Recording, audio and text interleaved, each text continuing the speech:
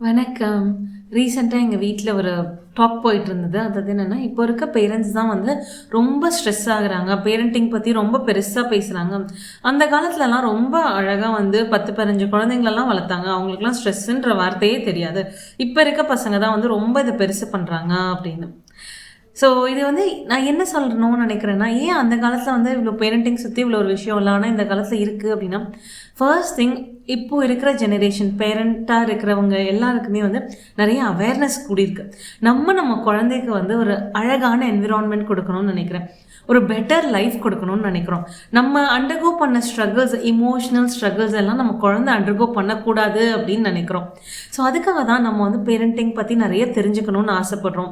இல்ல அந்த குழந்தைக்கு ஒரு நல்ல ஒரு என்விரான்மென்ட் குடுக்கணும்னு நம்ம ரொம்ப ட்ரை பண்ண போய், அதில நம்ம ஹர்ட் ஆயிட்டு, இல்ல நம்ம எனர்ஜி ட்ரெயின் ஆயிட்டு, என்ன பண்றதுன்னு தெரியாம இருக்கோம். இல்லையா?